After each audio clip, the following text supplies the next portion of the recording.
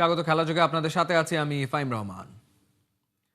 Series জয়ের মহারণে বাংলাদেশের সামনে টিকতেই পারল না আয়ারল্যান্ড। ১-১ সিরিজের সমতা নিয়ে চট্টগ্রামের মাঠে নেমেছিল দুই দল। প্রথমে ব্যাট করতে নেমে আইরিশরা অল আউট হয় ১১৭ রানে। জবাবে টাইগার ব্যাটাররা সেই রান টপকে গেছে ৩৮ বল আর ৮ উইকেট হাতে রেখেই। সেই সুবাদে টি-20 বিশ্বকাপের আগে নিজেদের শেষ দ্বিপাক্ষিক টি-20 সিরিজটা টাইগাররা জিতল ২-১ ব্যবধানে। খালিদ জামিলের রিপোর্টে বিস্তারিত।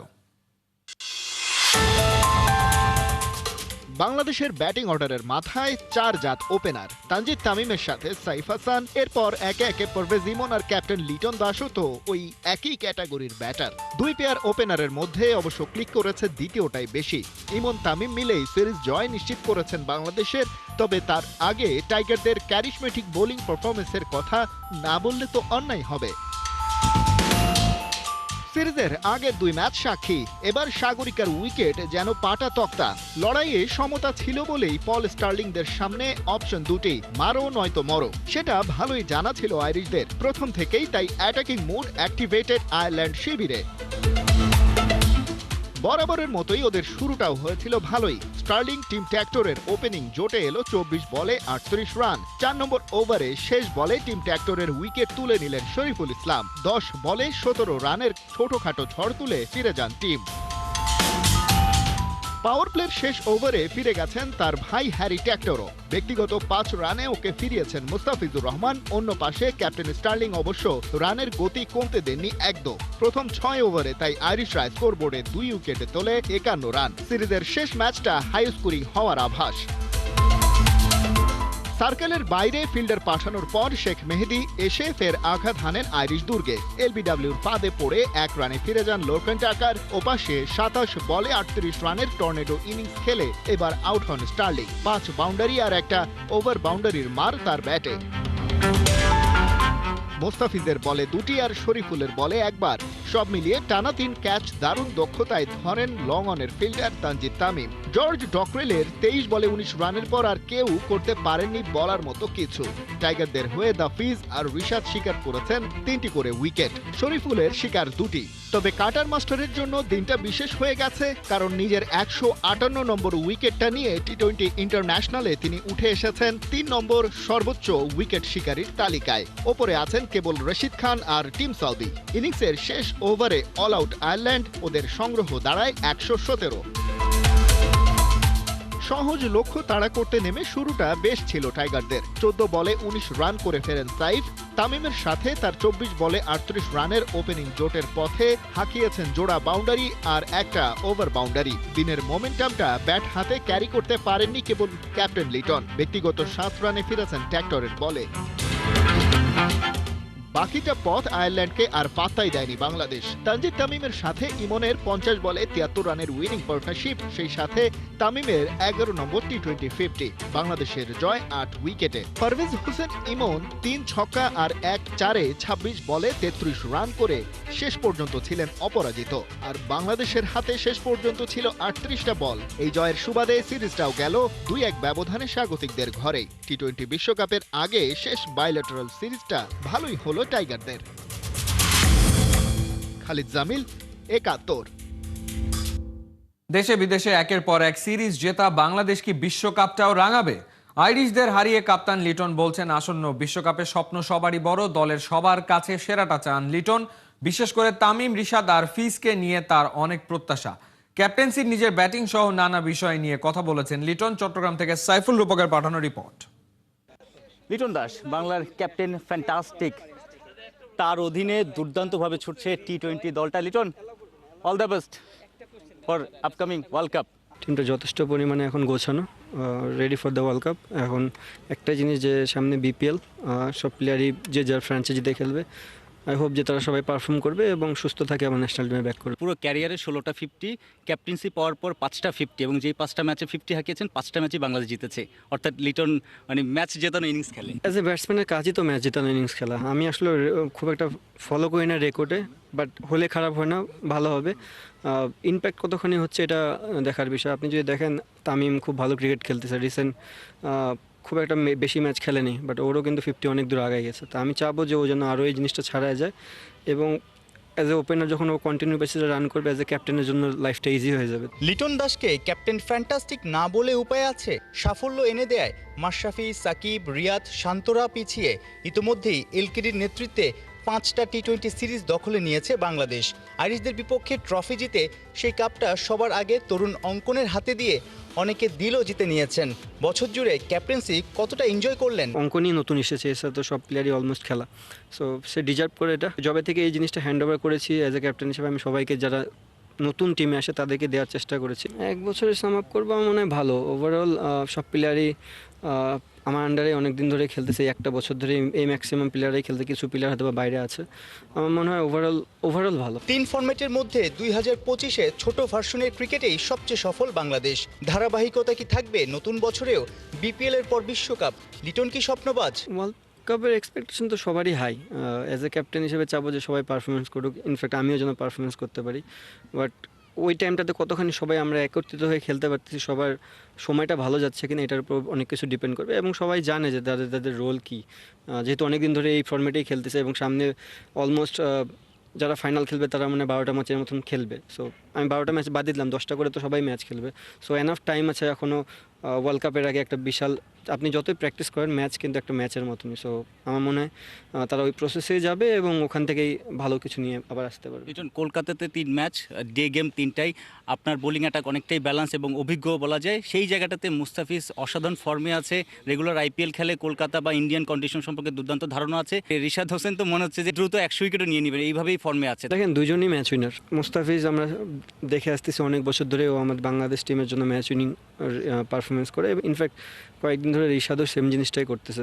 আই হোপ যে তারা এই ওয়ার্ল্ড কাপে আমার লাইফটা ইজি করে দিবে এই সেম বোলিংটাই করে। লিটনের প্রত্যাশা, বিপিএলে ইনজুরি মুক্ত থেকে ফর্ম বজায় রেখে বিশ্বকাপটাও রাঙাবে টি-20 ক্রিকেটাররা।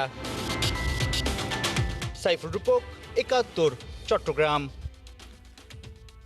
ক্যাচ ধরার রেকর্ড গড়ে নিজেই অবাক তানজিদ তামিম। টিম ম্যানেজার নাফিস ইকবালের চ্যালেঞ্জ জিততে পেরেও বড্ড খুশি ছোট তামিম। ধারাবাহিকতা বজায় রাখার লক্ষ্য বিপিএলে এবং বিশ্বকাপেও। সাইফুল রূপকের রিপোর্ট।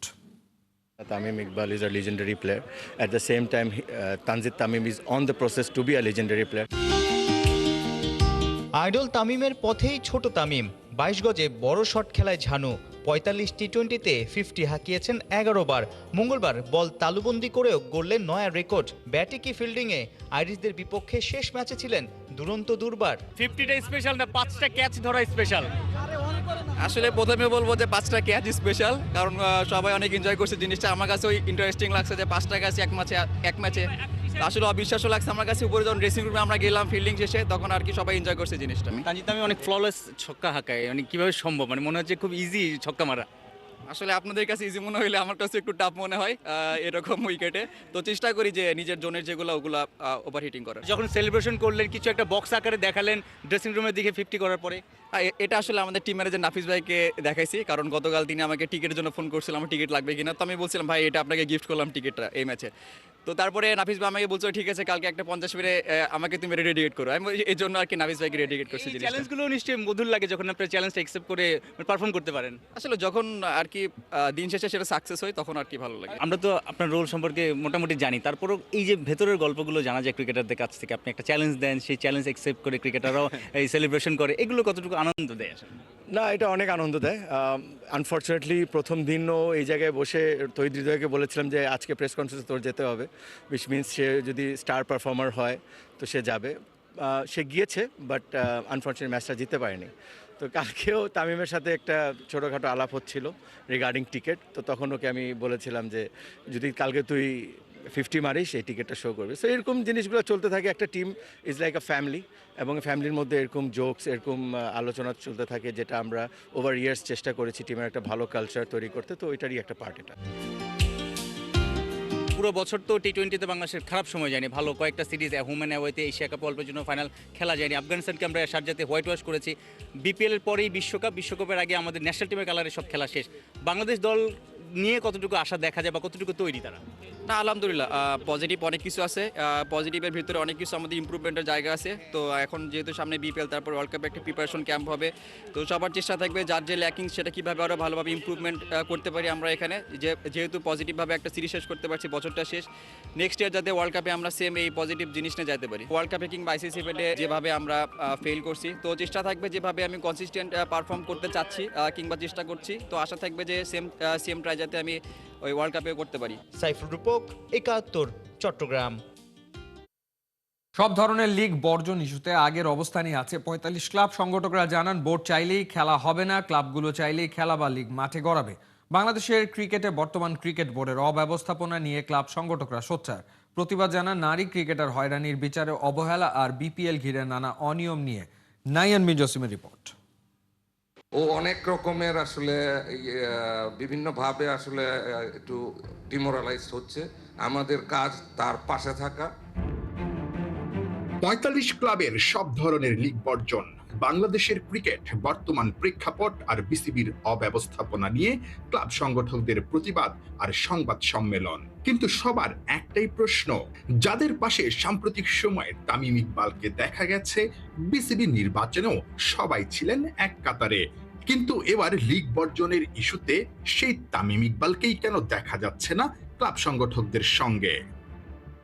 তামিম কিন্তু খেলোয়াড়, এখনো কিন্তু সে আপনার রিজাইন করেনি বা রিটায়ার্ড করেনি। ওর একটা পার্সোনাল একটা বিচার থাকতেই পারে। ও এখনো আমাদের সাথে রেগুলার যোগাযোগ আছে, আমাদের সাথে এখনো আছে। আবার বাই দিস টাইম ও খেলোয়াড়দের সাথেও আছে, যেই কারণেই ওর একটা পার্সোনাল স্ট্যান্ডের কারণে ও খেলোয়াড়দের সাথে থাকতে চায়। আমাদের যেটা দাবি, যে কারণে আমরা মাঠে নামছি না, ওই জায়গায় আমরা সেম পেজে আছি। কিন্তু তামিম চায় যে মাঠে খেলা হলে তামিম এখানে কোনো ভুল কিছু দেখছে না। তো আরেকটা মানুষের ব্যক্তিগত সিদ্ধান্তকে আমরা ভুল বলতে পারি না, আমরা সম্মান জানাই। লিগ বর্জনের পাশাপাশি ক্লাব সংগঠকদের প্রতিবাদ, বিসিবি সভাপতির মিথ্যাচার, নারী ক্রিকেটারদের উপর যৌন হয়রানির বিচারে বিসিবির অবহেলা, নির্বাচন থেকে সরে যেতে বাধ্য করা, সবশেষ বিপিএল ফিক্সিং ইস্যুতে 9 ক্রিকেটারকে নিয়ে বিতর্কিত অবস্থান নিয়ে সাবেক পরিচালক ফাহিম সিনহা দাঁড়ালেন এনামুল বিজয়দের পাশে, এক হাত নিলেন বিতর্কিত বোর্ড পরিচালকদের। এটা একেবারে একটা ইললজিক্যাল ব্যাপার। আপনার বিপিএল বাংলাদেশ ক্রিকেট বোর্ডের আন্ডারে ইন্টিগ্রিটির একটা ডিপার্টমেন্ট আছে, ওইটার চেয়ারম্যান বলে দিলে একটা পার্টিকুলার লিগ খেলতে পারবে না। কি কারণে খেলতে পারবে না এটা স্পেসিফাই করাটা জরুরি। তো এটা যদি না করতে পারে, আমার মনে হয় এটা তাদের সাথে ইনজাস্টিস করা হচ্ছে। যদি লিগালি অ্যাকচুয়ালি কোনো প্রমাণ থাকে যে ওরা কোনো অন্যায় করেছে, তাহলে সব লিগ থেকে তাদেরকে বাদ দিয়ে দেওয়া উচিত। ওইখান থেকে ওইটার সাথে আমাদের কোনো দ্বিমত নেই। বাট উইদাউট এনি এভিডেন্স এবং প্রপার জাস্টিফিকেশন, যেটা জনগণের কাছে আমাদের ওনাদের পৌঁছানো উচিত যে কি কারণে এদেরকে আমরা বাদ দিলাম। আর অভিযুক্তদের যদি শাস্তি দিতে হয়, বোর্ডের ভিতরেও তো অনেক অভিযুক্ত ব্যক্তিরা এখন ডিরেক্টর হয়ে পরিচালক হয়ে আছে। অভিযুক্তদের যদি আমরা প্রমাণ পাওয়ার আগে শাস্তি দেই, তাহলে ওনাদেরও এই শাস্তি হওয়া উচিত বা সাসপেনশনে থাকা উচিত। বোর্ড চাইলেই খেলা হবে না, আমরা চাইলেই খেলা হবে। That is the stand for জাতির। সিম্পল, আজকে কথা বাড়াবো না, that is the stand for everybody. সাধারণত আমাদের এই সমাজে কিন্তু মেয়েরা খেলতে চায় না। এইটা ধামাচাপা দেওয়ার জন্য বর্তমান যে বোর্ড প্রেসিডেন্ট, উনি কেন চেষ্টা করলেন, এটা আমাদের কাছে জাতির কাছে প্রশ্ন। এবং দেখেন বোর্ডে যারা আছে তারাও কিন্তু এটার সাথে জড়িত, তাদের ব্যাপারগুলি কিন্তু বোর্ড ধামাচাপা দেওয়ার চেষ্টা করছে। আমরা ধিক্কার জানাই। তারা যদি বিচার না করে, ভবিষ্যতে আমরা করবো ইনশাল্লাহ। বিসিবির নানা অনিয়ম নিয়ে প্রতিবাদের সভা লম্বা হবার কথা থাকলেও সাবেক প্রধানমন্ত্রী বেগম খালেদা জিয়ার মুমূর্ষু অবস্থার খবরে অনুষ্ঠান ছোট করে আনার সিদ্ধান্ত হয়। তার সুস্থতার জন্য দোয়া প্রার্থনাও করা হয়। নাহিয়ান বিন জসিম, একাত্তর। হোটেল ইস্যুতে কিছুটা জটিলতা সৃষ্টি হলেও বিপিএল এর দ্বাদশ আসর শুরু হচ্ছে সিলেট থেকেই। এরই মধ্যে বিসিবি প্রকাশ করেছে বিপিএল এর সূচি। 26 ডিসেম্বর প্রথম দিনে স্বাগতিক সিলেটে খেলবে রাজশাহী এবং সিলেট। দিনের অন্য ম্যাচে নোয়াখালীর প্রতিপক্ষ চট্টগ্রাম। এবারের বিপিএল এ ভেন্যু বাড়ানোর চিন্তা থাকলেও শেষ পর্যন্ত 3 ভেন্যুতে বিপিএল আয়োজনের সিদ্ধান্ত নিয়েছে বিপিএল এর গভর্নিং কাউন্সিল। ঢাকার পরিবর্তে সিলেট থেকে বিপিএল শুরু হলেও প্রতিদিন থাকছে 2টো করে ম্যাচ। দিনের প্রথম ম্যাচ শুরু দুপুর 1টায় আর দ্বিতীয় ম্যাচ শুরু হবে সন্ধ্যা 6টায়। শুধু শুক্রবার প্রথম ম্যাচ দুপুর 2টায় এবং দ্বিতীয় ম্যাচ সন্ধ্যা 7টায়। 26 ডিসেম্বর শুরু হওয়া এবারের আসরের ফাইনাল হবে 23 জানুয়ারি।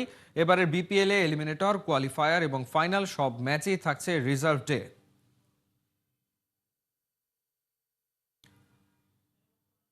ঘরের মাঠে জোড়া হারের তিক্ত স্বাদ নিল বাংলাদেশ। আজারবাইজানের বিপক্ষে ম্যাচ হেরে শেষ করলো tri nation series. Asian cup খেলতে যাওয়ার আগে সামর্থ্যের পরীক্ষায় এবারও ফেল করলো টাইগ্রেস। পিটার বাটলারের হাইলাইন ডিফেন্স তত্ত্ব কাজে আসেনি। আবু নাইমের ম্যাচ রিপোর্ট। গোলের জবাবে গোল। 19 মিনিটে আজারবাইজানের স্কোরের পর মারিয়া মান্ডার জবাব। ডিরেক্ট শটে বল জড়ালেন প্রতিপক্ষের জালে। ঘরের মাঠ বলে কথা, র্যাঙ্কিংয়ে যতই এগিয়ে থাক ছেড়ে কথা হবে না। শক্তিমত্তা এগিয়ে আজারবাইজান, কিন্তু মাঠটা বাংলাদেশের। হোম ক্রাউডে নিজেদের সেরা ফুটবল খেলার পণ করেই নেমেছে পিটার বাটলারের শিষ্যরা। শুরুর দিকে সফরকারীদের সহজাত খেলাটা খেলতে দেয়নি আফিদারা। মাঝ মাঠ থেকে ডি বক্স পুরোটাই ছিল বাংলাদেশের দখলে। দ্বিতীয়ার্ধে ফিরে ব্যবধান বাড়ানোর চেষ্টায় মরিয়া হয়ে ওঠে বাংলাদেশ। হেডে গোল করার দারুণ সুযোগ পেয়েছিলেন মনিকা চাকমা। লক্ষ্যটা ঠিকঠাক রাখতে পারলে এগিয়ে থাকাও হতো, কিন্তু এই ম্যাচে ডিফেন্সটা কড়াকড়ি ছিল আজারবাইজানের। বাংলাদেশের বেশ কটা অ্যাটাক রুখেও দিয়েছে জেফারজাদার দল। শেষে সফরকারীরা সানিয়েছে কঠিন আক্রমণ, আর তাতেই ছিন্ন বিচ্ছিন্ন হয়ে গেছে বাংলাদেশের ডিফেন্স লাইন। ম্যাচের বয়স যখন 84 মিনিট, তখনই গোল করে সমতার ডেডলক ভাঙল আজারবাইজান। কিন্তু নিজেদের নামের পাশে 2-1 গোলের জয় নিয়েই মাঠ ছাড়ল ওরা। বাংলাদেশ দলের বিপক্ষে ওরা খেলেছে মাইন্ড গেম। কিছুটা ধীরস্থির ফুটবল খেলে এনার্জিটা জমিয়ে রেখেছিল শেষ সময়ের জন্য।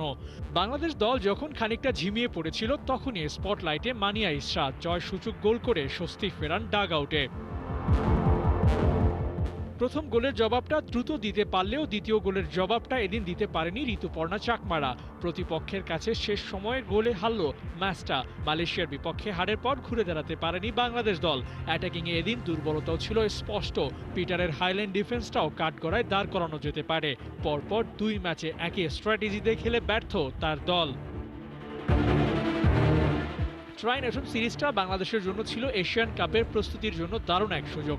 ঘরের মাঠে প্রথম কোনো ইউরোপিয়ান দলকে প্রতিপক্ষ হিসেবে পেয়েছিল বাংলাদেশ, তবে সেই আসরের শেষটা হলো হার কষ্টে। আবু নাইম, 71। এ ছিল এই মুহূর্তে খেলাযোগে সরাসরি সংবাদ অনুষ্ঠান দেখতে চোখ রাখুন 71-এর ফেসবুক পেজ এবং সাবস্ক্রাইব করুন 71-এর ইউটিউব চ্যানেল। 71-এর সাথেই থাকুন।